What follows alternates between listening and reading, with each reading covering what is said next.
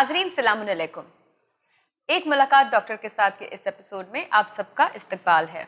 नाजरीन, माह रमज़ान की मैं डॉक्टर फरहाना चोगली आप सबको बहुत बहुत मुबारकबाद देती हूँ।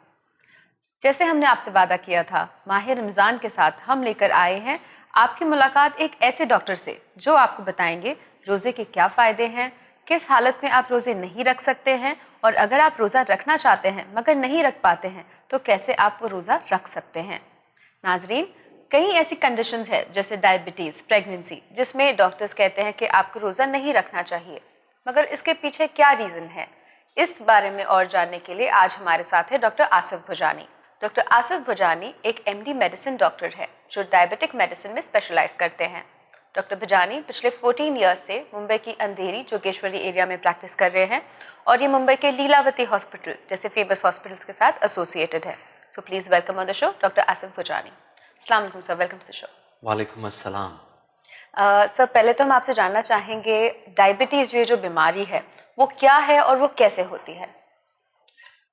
नॉर्मली अगर देखा जाए तो diabetes is a medical condition जहाँ पर नॉर्मली पेशेंट के जिस खून के अंदर ब्लड शुगर की लेवल ज़रूरत से ज़्यादा होती है। अच्छा। और जो नॉर्मल पेशेंट, नॉर्मल लोगों के अंदर शुगर ज़रूरत से ज़्यादा नहीं होती है।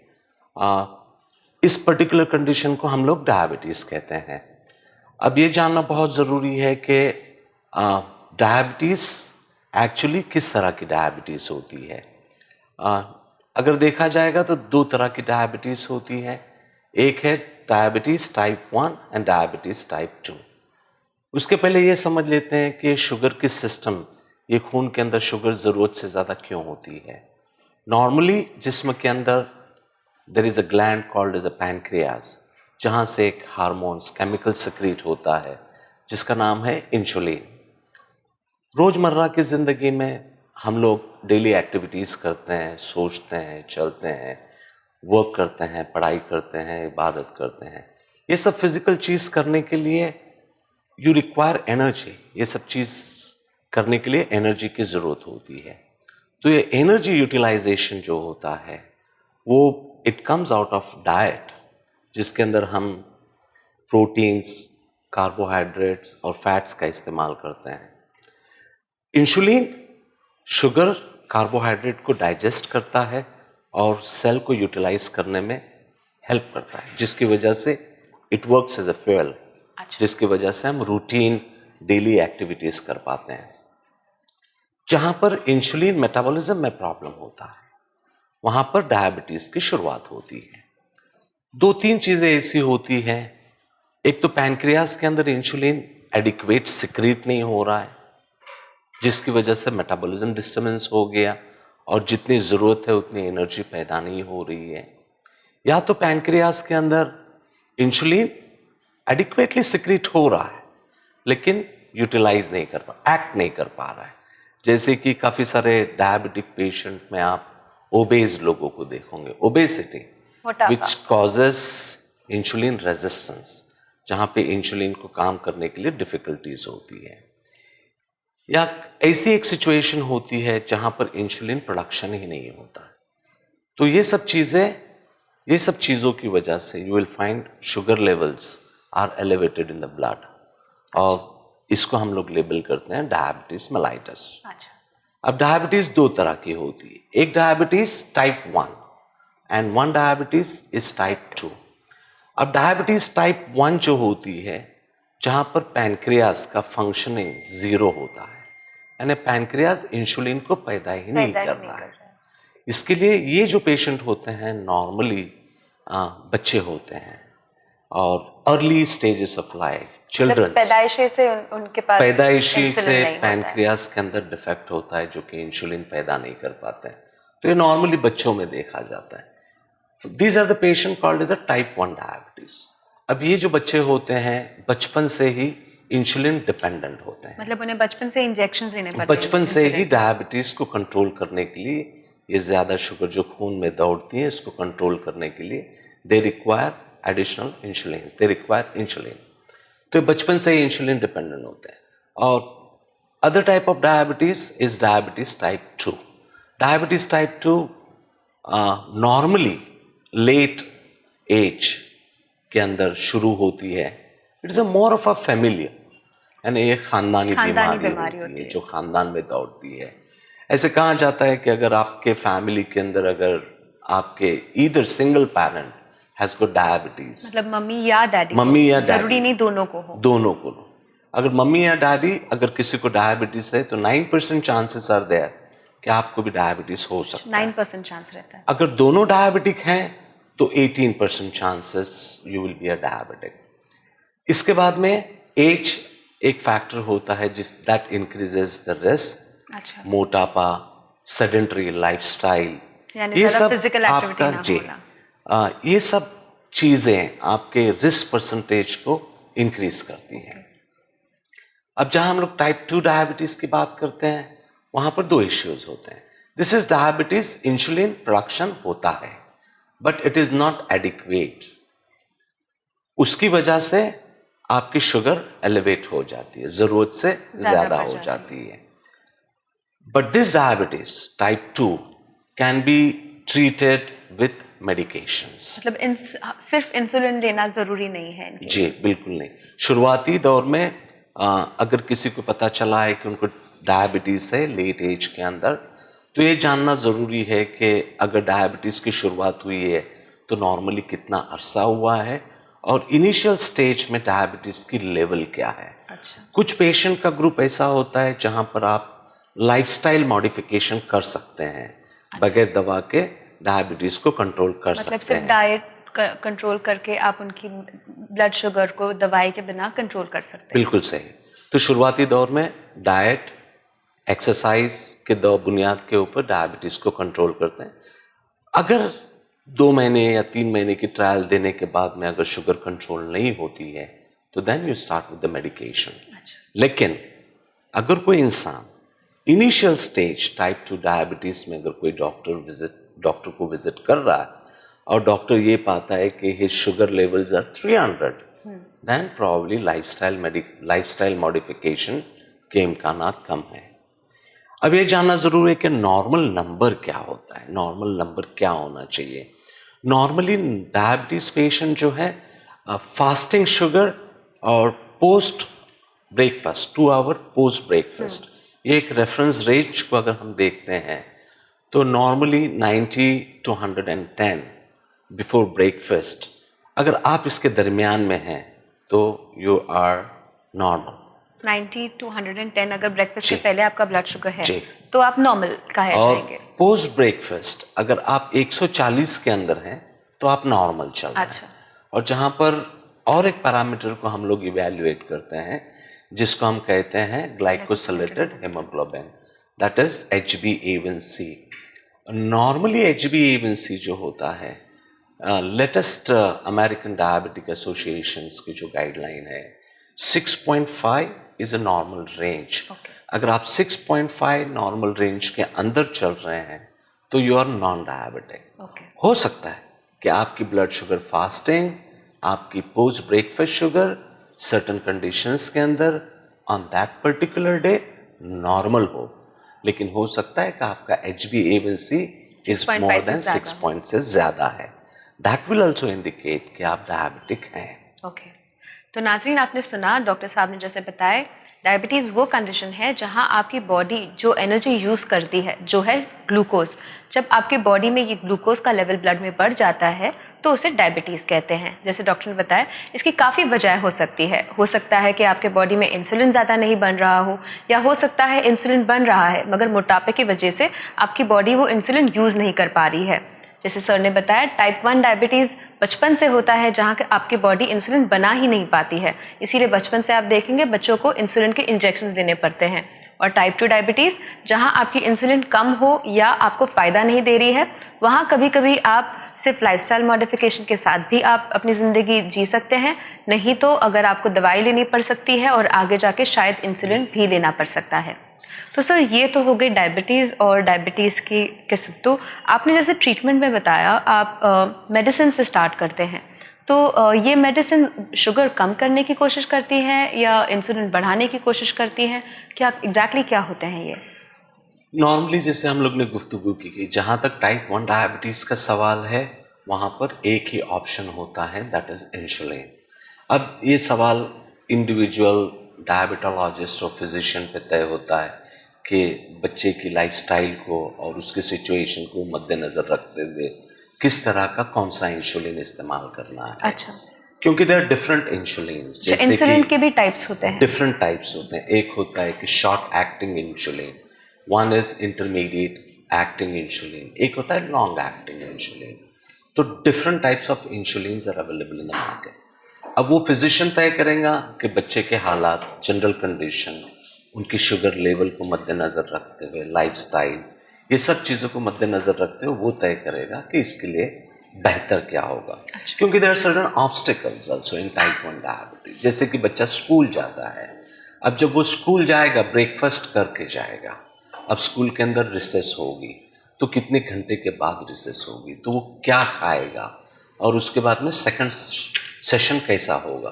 तो ये सब चीज़ों को मद्देनज़र रखते हुए आपका डायबिटोलॉजिस्ट तय करेगा कि normally which insulin is good for you. Okay. जहाँ तक टाइप 2 डायबिटीज़ का सवाल है, there are different groups of drugs available in the market. जैसे कि शुरुआती दौर में इंसुलिन सेंसिटाइजर्स को इस्तेमाल करते हैं।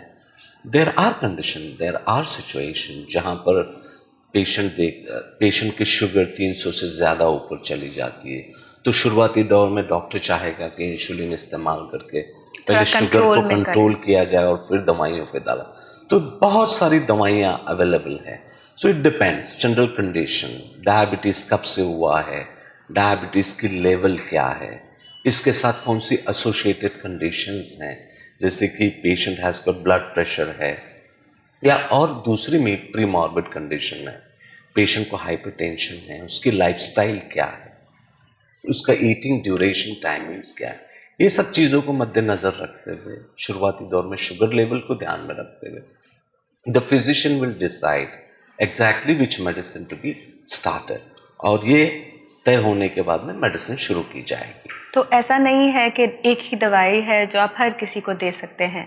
आपके ब्लड शुगर के ऊपर, आपका लेवल ऑफ डायबिटीज़ के ऊपर, आपकी लेवल ऑफ फिजिकल एक्टिविटी के ऊपर आपके फिजिशियन आपकी दवाई और इंसुलिन की कॉम्बिनेशन आपको दे सकते हैं। बिल्कुल सही। डायबिटीज़ समझना जितना आसान है, उसको मैनेज करना भी उतना आसान है। काफ़ी सारे लोगों में मिसकंसेप्शन रहा है कि मिस्टर एच डायबिटिक हैं, मेरे रिश्तेदार हैं, मेरे चचा हैं, वो ये दवाइयाँ खाते हैं, मेरी शुगर कंट्रोल में नहीं आ रही है, तो मैंने सोचा कि मैंने भी वही दवा खानी है। ऐसे नहीं करना चाहिए। ऐसे बिल्कुल नहीं करना चाहिए, क्योंकि डायबिटीज़ रिलेटेड कॉम्प्लिकेशन जो होते हैं उसके अंदर बहुत सारी प्रॉब्लम हो सकती है। अच्छा sir, talking about diabetes in Ramzan, बहुत सारे पेशेंट्स, हमारे बहुत सारे नाज़रीन हमें अक्सर फ़ोन भी करते हैं और पूछते हैं कि माह रमज़ान आ रहा है और हमें उसमें रोज़े रखने की इतनी अच्छी अपॉर्चुनिटी दी जा रही है, मगर वो कहते हैं कि अभी हमें डायबिटीज़ हुआ है, तो क्या हम रोज़े रख सकते हैं? तो what is your opinion on that sir? जहाँ तक month of Ramzan is concern, this is one of the most important pillar of Islam. हर मुसलमान की एक ख्वाहिश होती है कि ये महीने में इबादत करें। दुनिया में देखा गया है कि नॉर्मल पॉपुलेशन जो है मुसलमानों की, that is 1.1 to 1.5 billion people. Out of that 20 million people they fast, यानी काफ़ी बड़ा जो तादाद है वो फास्टिंग करती है। जहाँ तक मेडिसिन का सवाल है, scientifically detail datas are not available कि एक्चुअली क्या होना चाहिए, लेकिन scientifically there are certain diabetic conditions और डायबिटीज़ से रिलेटेड और जो बीमारियां हैं और कुछ ऐसे सिचुएशंस है जहां पर मेडिकल साइंस से कहता है कि बेहतर है कि आप फास्ट ना करें। This is one condition. दूसरी सिचुएशन ये है कि it is individual, personal opinion, आप क्या महसूस करते हैं और ये चीज़ को मद्देनज़र रखते आपको ऐसे स्ट्रांगली फील करते हैं कि ये रोज़ा रखना ही है आपको, तो मैं ये मुनासिब समझता हूँ कि आप इस सिलसिले में 1 to 2 months before of Ramzan you consult your diabetologist, you consult your physician. तो 2 महीने में डायबिटीज़ रिलेटेड जो कंडीशंस हैं उसको इवैल्यूएट किया जाए, आपकी नॉर्मल शुगर लेवल्स को देखा जाए और दूसरी कंडीशन को देखकर फिर आपका फिजिशियन तय करेगा कि आपके लिए रोज़ा रखना मुनासिब है या नहीं। और इसके साथ में आप रिलीजियस लीडर्स जो होते हैं उनसे कंसल्ट करके आप एक ओपिनियन बना सकते हैं कि आपको रोज़ा रखना चाहिए या नहीं। नाज़रीन, आपने सुना एक बहुत ही अहम बात डॉक्टर ने हमें बताई है कि ऐसा नहीं है कि अगर आपको डायबिटीज़ है या ऐसी कोई बीमारी है तो आप खुद ही डिसाइड कर ले कि आप रोज़ा नहीं रख सकते हैं। हो सकता है अगर आपके ब्लड शुगर कंट्रोल में हो, आप अपने फिजिशियन के साथ डिस्कस कर सकते हैं कि आप कौन सी दवाई लें। उससे आप ये तय कर सकते हैं, आप डॉक्टर से सलाह लेकर आप ये तय कर सकते हैं कि आप रोज़ा रख सकते हैं या नहीं रख सकते हैं। और उसमें भी अगर आपको कोई शक है तो आप अपने रिलीजियस लीडर के पास जाके उनसे, मौलाना से जाके पूछ सकते हैं कि अगर आपकी मेडिकल कंडीशन ऐसी है और अगर आपको डॉक्टर ने ये एडवाइस दी है तो आपके लिए रोज़ा रखना मुनासिब है या नहीं। Sir, in which conditions do you think कि हमें बिल्कुल रोज़ा नहीं रख सकते हैं? जो नॉर्मल रिकमेंडेशंस हैं diabetes related, normal recommendation normally type 1 diabetes जो इंसुलिन डिपेंडेंट डायबिटीज़ होते हैं, ये समझना बहुत ज़रूरी है कि शुगर मेटाबॉलिज्म कैसे होता है। अच्छा। नॉर्मली जहाँ तक हिंदुस्तान का सवाल है, जो मुद्दत होती है रोज़े का from dawn to the sunset, सहरी से लेकर इफ्तार तक का जो अरसा होता है थोड़ा लिमिटेड नंबर ऑफ आवर्स होते हैं। लेकिन अगर आप वेस्टर्न कंट्री की तरफ जाएंगे, जैसे कि यूके की तरफ या यूएस की तरफ जाते हैं, तो समर मंथ के अंदर अगर रमज़ान का ड्यूरेशन देखेंगे तो 18 मंथ्स, पॉइंट नंबर 1, 20 आवर्स जी। जहाँ तक दिस ये हुआ एक इश्यू। नॉर्मली अगर देखा जाए, जैसे हम सब लोग जानते हैं कि सहरी से इफ्तार तक आपको कुछ खाने की इजाज़त नहीं है, तो इस दरमियान में आप कुछ खा नहीं सकते। अब ये समझते हैं कि ये समझ लेते हैं कि शुगर लेवल कैसे बिहेव करती है। राइट। नॉर्मली आपने सहरी कर ली, आपने जो भी खाना खा लिया, अब ये आपके काम आएगा 8 घंटे तक, सही है, क्योंकि 8 घंटे तक आपको प्रोबेबल चांसेस आर देयर कि आपको किसी भी तरह की प्रॉब्लम, तकलीफ नहीं होगी। 8 घंटे के बाद में आपने जो कंज्यूम किया था सहरी में, वो स्टोर खत्म हो गया। अब आपकी लाइफ तो रुकी नहीं है। राइट। आप काम कर रहे हैं, जो भी आपकी रूटीन ड्यूटीज परफॉर्म कर रहे हैं, जो भी आप कर रहे हो, ये सब चीज़ें करने के लिए एनर्जी की ज़रूरत पड़ेगी। तो ये एनर्जी आएगी कहाँ से? सो नॉर्मली जो बॉडी के अंदर there is something called as a storage, that is in the liver, glycogen. तो ये स्टोरेज जिसमें इस्तेमाल करेगा और आपकी रूटीन ज़रूरत को पूरा करता जाएगा। अब इसकी भी एक लिमिट है स्टोरेज के। कुछ घंटे के बाद में आपका स्टोरेज भी डिप्लीट हो जाएगा। जब डिप्लीट हो जाएगा तो एक प्रॉब्लम शुरू होगी, और सबसे बड़ी जो प्रॉब्लम होती है, this is called as a hypoglycaemia. Hypoglycaemia यानी क्या? नॉर्मल हालात में अगर एक डायबिटिक पेशेंट है, शुगर मेटाबॉलिज्म नहीं हो रही है, ज़रूरत से ज़्यादा शुगर खून के अंदर दौड़ रही है, पॉइंट नंबर 1। अगर दूसरी चीज़ को देखते हैं कि शुगर जब खून में दौड़ रही है ज़रूरत से ज़्यादा, जो नॉर्मल इंसान में नहीं है, अब डायबिटोलॉजिस्ट ही will give him a medicine to control the sugar. अब ये जनाब सहरी के अंदर एडिशनल मेडिसिन ले रहे हैं शुगर कंट्रोल करने की। राइट। शुगर कंट्रोल करने की ड्यूरेशन 8 घंटे के बाद में आपने जो खाया वो एनर्जी डिप्लीट हो गई, आपका स्टोरेज डिप्लीट हो गया। तो there is chances person can go into the stage of hypoglycaemia.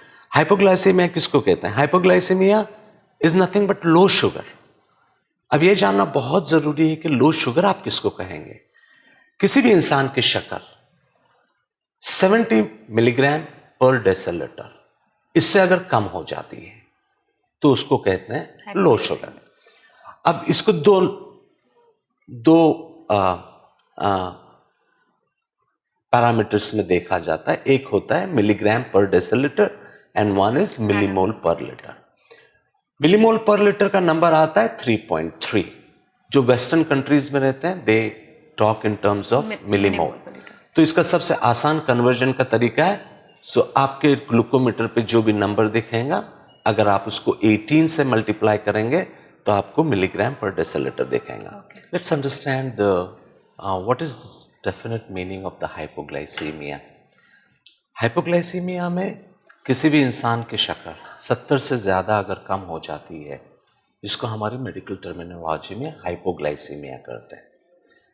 अब ये जानना बहुत ज़रूरी है कि हाइपोग्लाइसीमिया में होता क्या है। आपको कैसे पता चलेगा? आप तो डॉक्टर हैं नहीं, आपको कैसे पता चलेगा कि आपकी शुगर 70 या 70 के नीचे चली गई है? किसी भी इंसान की शक्कर अगर 70 से ज़्यादा कम हो जाती है तो सबसे पहले घबराहट या बेचैनी, या समझ में नहीं आ रहा है कि क्या हो रहा है, या इतना पसीना होगा जैसे अभी आप नहाकर बाहर आए हो, या हाथ पैर में कपकपी होगी, या शिद्दत से भूख लगेगी। किसी भी इंसान को जब ये एहसास होगा कि ये हालात पैदा होंगे तो ये समझना बहुत ज़रूरी है कि इनकी शुगर लो हो चुकी है। और लास्ट स्टेज एक्सट्रीम कंडीशंस के अंदर काफ़ी सारे लोग बेहोश होकर कोमा में जा सकते हैं। तो हाइपोग्लाइसीमिया एक बहुत ही डेंजरस कंडीशन हो सकती है। एब्सोल्युटली। जहाँ तक मंथ ऑफ रमज़ान और फास्टिंग का सवाल है, ये चीज़ को समझना बहुत ज़रूरी है। तो हाइपोग्लाइसीमिया रमज़ान में इस वजह से होता है कि अगर हम खाना नहीं खाएं तो वो तो आम इंसान में भी हो सकता है क्योंकि वो भी खाना नहीं खाते हैं, तो डायबिटिक्स में ही ये डेंजरस क्यों हो जाता है? इसकी दो वजह है। नॉर्मली डायबिटीज पेशेंट के अंदर ग्लूकोज मेटाबॉलिज्म की प्रॉब्लम हो रही है, और उसी के साथ में आप सहरी के अंदर शुगर कंट्रोल करने के लिए आप डायबिटिक मेडिसिन खा रहे हो जो आपकी शुगर को कंट्रोल में रखेंगे। और इस दरमियान में आप रोज़ा रख रही हैं, 8 घंटा हो गया है, अगर आपने सहरी के अंदर प्रॉपर मॉडरेट हालात के अंदर अगर आपने खाना नहीं खाया है और आप रोज़ा रख रहे हैं, या आपका मेडिसिन ओवरडोज हो गया है, ज़रूरत से ज़्यादा हो गया है, या आपकी फिजिकल एक्टिविटी, फिजिकल एक्सर्शन ज़्यादा हो गया, काम ज़्यादा कर लिया, this is the reason where you can go into the condition that is called the hypoglycaemia. तो सर क्या इसका मतलब ये है कि अगर आप डायबिटिक हैं तो आपको सहरी में दवाई नहीं खानी चाहिए? नॉर्मली लोग ऐसा महसूस करते हैं कि अगर आप डायबिटिक है तो सहरी में दवाई नहीं खानी चाहिए। ये गलत है। अच्छा। अगर आप डायबिटिक हैं तो दवा खाना बहुत ज़रूरी है। सिर्फ फ़र्क इतना है कि आप नॉर्मल हालात में जो दवाइयाँ खाते हैं, आपका फिजिशियन, आपका डायबिटोलॉजिस्ट ये तय करेगा, क्योंकि उसको पता है कि आप सहरी से लेकर इफ्तार तक कुछ खाना नहीं है, तो उसको मद्देनज़र रखते हुए वो आपके डोजेस को एडजस्ट करेगा, या तो फिर वो ऐसी दवाइयाँ देगा जिसका इफेक्ट कुछ ही घंटों में ख़त्म हो जाए और आप हाइपोग्लाइसेमिया को एनकाउंटर न करें। तो ये दवाइयों को एडजस्ट करना बहुत ज़रूरी है, लेकिन दवाइयाँ खाना बहुत ज़रूरी है। तो नाजरीन, एक बहुत ही अहम बात डॉक्टर ने हमें बताई कि ये ज़रूरी नहीं है कि अगर आप डायबिटिक हैं और आप रोज़ा रख रहे हैं तो आप दवाई खाना छोड़ दें, क्योंकि वो आपकी सेहत को और नुकसान पहुंचा सकता है। इससे बेहतर ये होगा कि आप रमज़ान शुरू होने से पहले ही या रमज़ान के दौरान भी आप अपने डॉक्टर के पास जाकर आप बताएं कि आप रोज़ा रखने वाले हैं, तो वो आपकी जो दवाई है उसका डोज और उसका टाइमिंग आपके रोज़े के टाइमिंग के हिसाब से ऑल्टर कर देंगे, ताकि आपका जो डोज है वो आपको हाइपोग्लाइसीमिया के स्टेज तक ना पहुँचाए। सर, ये तो हो गई डायबिटिक्स के बारे में बात। अभी अगर हम ये जानना चाहेंगे, जैसे प्रेग्नेंट वुमेन है तो उन्हें भी रोज़ा रखने के लिए मना किया जाता है, ऐसा क्यों? नॉर्मली कुछ ऐसी कंडीशंस हैं जहाँ पर मेडिकल एडवाइस यही होती है कि आप फास्टिंग ना करें।